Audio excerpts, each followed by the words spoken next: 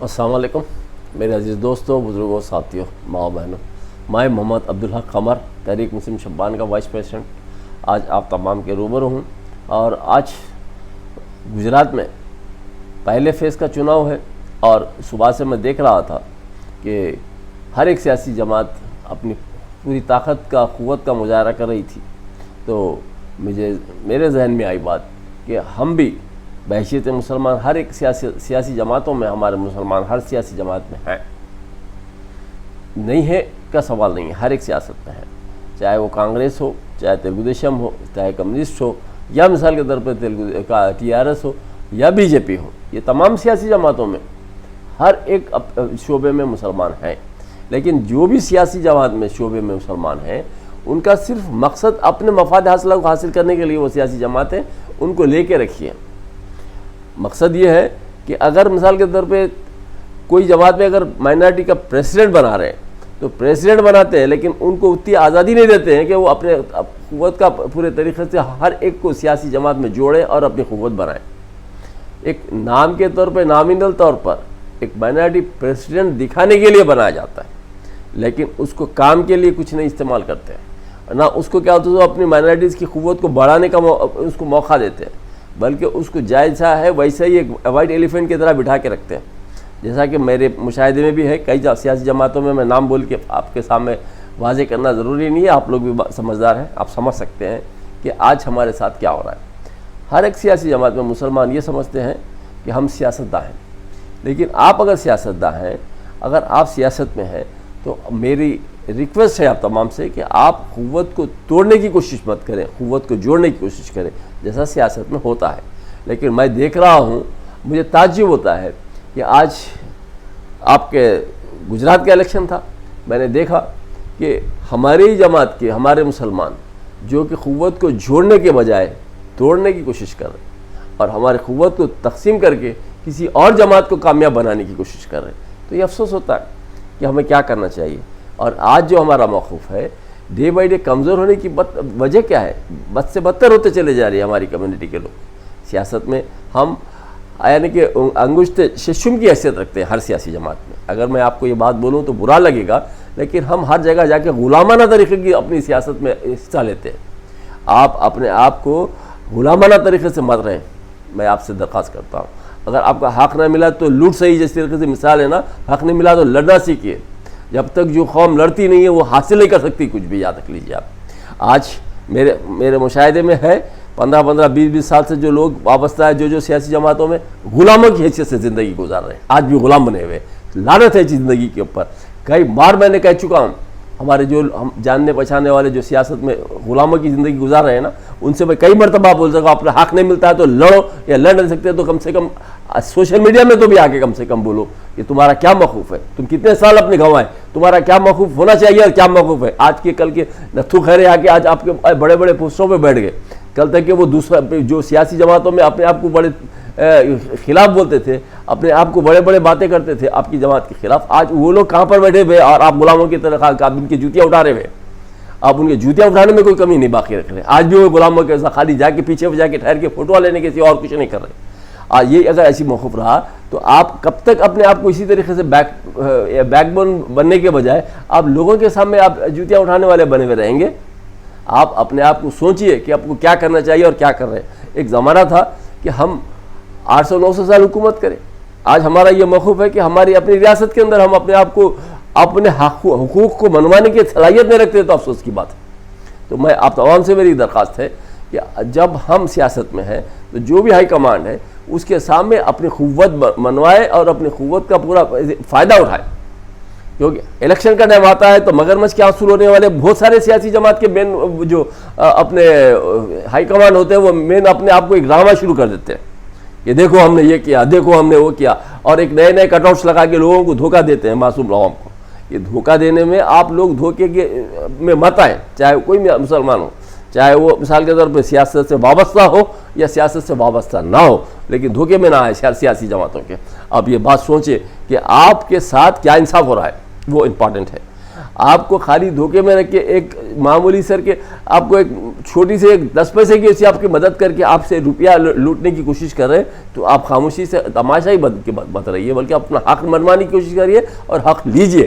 کیونکہ آج میں دیکھتا ہوں تو مجھے افسوس ہوتا ہے کہ آج ہماری سیاسی جماعت میں جو الائن جماعت ہے وہ دونوں کا آپس میں جو ہے، کل تک کے جو ہماری سیاسی جماعت تھی وہ ہماری سیاسی جماعت جو کل تک بولتی تھی کہ ہم کمشنریٹ بنائیں گے، ہم جوڈیشری لیں گے، ہم آپ کو 12% دیں گے، یہ تمام چیزوں کو ایک دم برابدال میں ڈالنے کا وجہ کیا ہے آپ بھی اور ہم بھی سمجھ سکتے ہیں. آج ہمارے یہی حکومت کے دور میں ہمارے مساجد ٹوٹے، یہی حکومت کے دور میں ہمارے یعنی کہ یہ ایک خانے کی مسجد ٹوٹی، یہی حکومت کے دور میں ہمارے شامر پیٹ کی مسجد ٹوٹی، یہی حکومت کے زمانے میں ہماری اپنے شمشاباد کی مسجد ٹوٹی، یہی حکومت کے زمانے میں ہمارے اپنے نارائن کھیڑ کے 2 یہ عاشور خانے ٹوٹے، اور یہی یعنی کہ اس کے اندر اور 2 مساجد ٹوٹے، ایک تو چھوٹو پل اور دوسرا کیا تو امیر پیٹ لیلین نگر. یہ تمام چیزیں جو ہوئے تو آپ کے پاس اگر آپ کی گورننس صحیح ہے تو بھلے ایسے کیسے ہو سکتا ہے. اور دوسری چیز یہ ہے کہ ہمارا وقف بورڈ جو ہے، اگر وقف بورڈ اگر مضبوط رہا اور وقف بورڈ کے اندر جس طریقے سے کمشنریٹ کی بات کر رہے تھے اس کو برخاست کر کے جو آج چیئرمینوں کو رکھا جا رہا، یہ اپنے مفاد حاصلہ کے لیے رکھا جا رہا. آپ کو اور ہم کو ہوش کے ناخن لینے کا وقت ہے. آج جو چیئرمینوں کو رکھا جا رہا ہے کیا وہ قابل آدمیاں ہیں؟ کیا وہ جانتے ہیں ریونیو ڈپارٹمنٹ کیا ہوتا ہے؟ کیا وہ وقف کے جائیدادوں کے تعلق سے جانتے ہیں؟ ایسے لوگوں کو بنائے ہیں جو ماضی ان کا دیکھے تو تعجب ہوگا آپ کو کہ ایسے لوگ کیا لائق ہے. کیا جو بھی اس سے پہلے کے بھی چیئرمین تھے وہ کیا تھے آپ بھی جانتے ہیں ہم بھی جانتے ہیں، یہ بھی جو چیئرمین ہے آپ بھی جانتے ہیں ہم بھی جانتے ہیں. ایسے لوگوں کو بٹھانے کا مطلب کیا ہے؟ قوم کے اوپر یعنی کہ ایک تماچا ہے کہ آپ کی قوم کے اوپر ایسے لوگوں کو ہم کر دیں، آپ کیا کر لے سکتے ہیں، ہمارا جو چاہے ہم کر لیتے. یہ بولنے والے کون ہیں؟ آپ سوچئے کس کی بدولت ہو رہا ہے یہ تمام واقعات؟ کیونکہ آپ کے سامنے ہے، ہر چیز کھلی کتاب ہے. اگر مثال کے طور پہ بورڈ آف ڈائریکٹرز کس کی بدولت سے ہے؟ آج میجارٹی بورڈ آف ڈائریکٹرز کی کس کی ہے؟ ایم ایل اے کے کوٹے میں مائنارٹیز کی طرف سے کون ہے متولی؟ آپ بولیے کہ شیعہ کمیونٹی کی طرف سے شیعہ کمیونٹی کا متولی کون ہے؟ آپ بولیے کہ مثال کے طور پہ یہ مسجد کمیٹیوں کا متولی جو ایک ہوتا ہے وہ کون ہے؟ ابھی یہ جتنے بھی ہے اب انٹلیکچوئل کے وکلا کی طرف سے ایک ہے وہ کون ہے؟ ایم پی کے کوٹے میں آنے والا کون ہے؟ آپ یہ تمام چیزوں کو اگر آپ دیکھیں گے تو آپ کو اندازہ ہوگا 6 تا 7 کیا بولتے آپ کی الائن جماعت کے لوگوں کے جو ہے وہ باضابطہ فٹ کر کے رکھے ہیں پروگرام کے حساب سے جو ان کی مرضی چلا سکتے ہیں. اوقاف کی جائیدادوں کو یہ لوگ اوقاف کی جائیداد کو یہ سمجھ کے لوگ اس کے اندر حصہ لے کے ہیں کہ کس طریقے سے ہم تباہ و برباد کر سکتے ہیں اور کرنا ہے ہمارے کو. یہ قوم کے لیے یہ رہنما نہیں ہے، قوم کے رائزن ہے یہ لوگ جو کہ قوم کی جائیداد کو برباد کر کے بیچ کے آپ کو اور ہم کو تماشائی بنا کے یہ لوگ اپنے مفاد حاصلہ کو حاصل کر رہے ہیں. اور اس میں تمام لوگ سیاسی جماعتیں انوالو ہیں اور اس میں رولنگ گورنمنٹ بھی انوالو ہے، اس کے ساتھ الائن جماعت بھی انوالو ہے. آج 1 لاکھ کروڑ کی جائیداد گئی، آپ کو اور ہمارے کو نہیں معلوم ہے، تمام کو معلوم ہے. جان بوجھ کے پروگرام کے تحت تباہی و بربادی ہوئی، لیکن اس کے باوجود خاموش ہے. اس کی وجہ کیا ہے خاموشی؟ کیونکہ ان کا مفاد حاصلہ ہے اس کے اندر. اب کیا آپ ہمارے کو دینے والے کہ ہم تو منہ سے مرے ہوئے، زبان ہماری اٹھتی نہیں، ہم کوئی حق کی بات بولنے کی صلاحیت نہیں رکھتے. اگر ہم بولے تو وہ کون سننے والا ہے؟ لہٰذا ان لوگوں کو یہ معلوم ہے کہ سوائے ہمارے الائنس جو ہے وہی 6 مائنارٹی کی ریپرزنٹیٹیو، ہم سے ہٹ کے کوئی دوسرا ہے ہی نہیں، ہمارے کوئی بولنے والا نہیں، ہم جو چاہے منمانی چلا سکتے ہیں. یہی اگر مثال کے طور پہ اگر آپ یہ ان کے مائنڈ سیٹ کو لے کے اگر چلتے رہیں گے اور آپ اس کو سنتے رہیں گے تو آئندہ آنے والے دنوں میں یقین مانیے آپ کا اور ہمارا بڑا برا انجام ہونے والا ہے. سیاست میں حصہ لینا ہر مسلمان کی ذمہ داری ہے، اور یہ سمجھے کہ جس طریقے سے عبادت کرتے ہیں اسی طریقے سے سیاست میں حصہ لینا بھی ضروری ہے. آج آپ سیاست میں کمزور اس واسطے ہیں کہ آپ اپنے آپ کو متحد نہیں ہیں، آپ کو اپنی قوت کا اندازہ نہیں ہے، آپ کی اپنی قوت کو آپ تقسیم کرتے ہیں. اور جتنے سیاسی جماعتیں خالی نام کو مسلمانوں کی مائنارٹی پریزیڈنٹ بناتے ہیں اور ان کے نام کے اوپر اور پورے مسلمانوں کی ووٹ لیتے ہیں، لیکن مسلمانوں کو کوئی موقف نہیں دیتے. اور اسی طریقے سے آج تک چلتے آ رہا ہے، یا مائنارٹیز میں TRS میں ہو، کانگریس میں ہو، یا مثال کے طور پہ کوئی جماعت میں ہو، مائنارٹیز کی طرف سے ایک مسلمان کو بنایا جاتا ہے، اس کے اسٹیج پہ بٹھا کے شیروانی بنا کے ٹوپی بنا کے بیوقوف بنانے دوسروں کو کہ مسلمان ہمارے ساتھ ہے.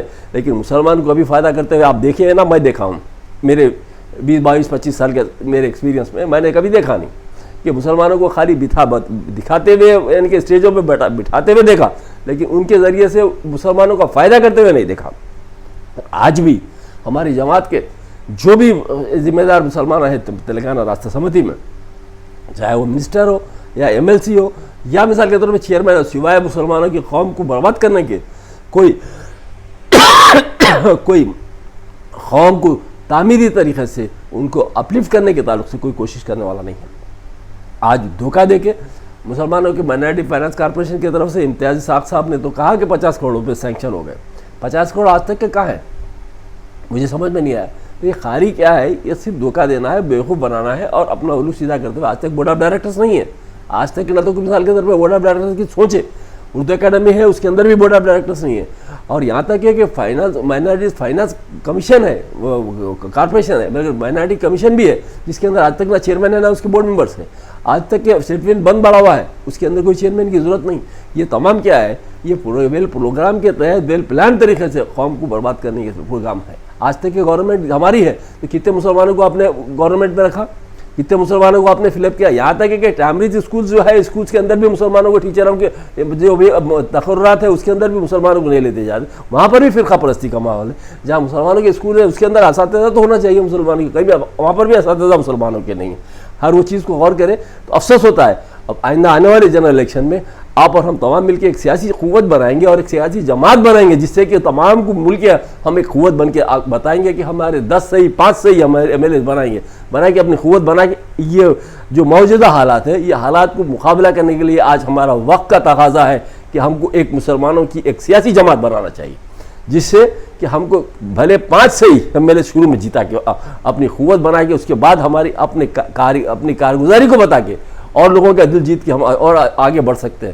ورنہ یہ موقف ہے ہمارا کہ جو بھی ہے ون مین شو ہے، اور اس کا نتیجہ یہ ہے کہ ہم غلاموں کی زندگی گزار رہے ہیں۔ ہم کو غلاموں کی زندگی نہیں گزارنا ہے، تو ایک قوت بننا ہے، اور ایک قوت بن کے ہم کو اپنے سامنے والوں کو سبق سکھانا ہے اور اپنے مقصد کو پورا کرنا ہے انشاءاللہ۔ آپ تمام یہ بات کو غور کریں اور غلاموں کی طرح سیاست میں نہ رہیں، بلکہ غلاموں کی طرح رہیں گے تو زندگی بھر بھی آپ غلام بنے ہوئے رہیں گے، مرے تک بھی غلامی رہیں گے۔ اگر آپ کے ساتھ حق نہیں ملا تو آپ آج ہی پارٹی کو چھوڑیے، نہیں تو ایک پریس کانفرنس کریے، ہمارا تھا انصاف نہیں ہو رہا، آٹومیٹکلی معلوم ہوتا۔ اب آتے ہیں دنوں میں الیکشن ہے، الیکشن کے ٹائم پہ ہر ایک سیاسی جماعت اپنے مفاد حاصلہ کو لے کے مگرمچھ کی سے آج شروع ہونے والے بہت ہے، لیکن اس کو آپ سمجھتے ہوئے آپ اپنے آپ کو قوت رکھو، مضبوط رکھیے اور مقابلہ کریے سامنے والوں سے، برابر آپ کا مقصد پورا ہوگا انشاءاللہ۔ آپ میرے چند خیالات تھے، اس کو غور کریے اور سوچئے کہ آپ لوگ کہاں ہیں اور کیا کرنا چاہیے اور کیا کر رہے ہیں۔ السلام علیکم۔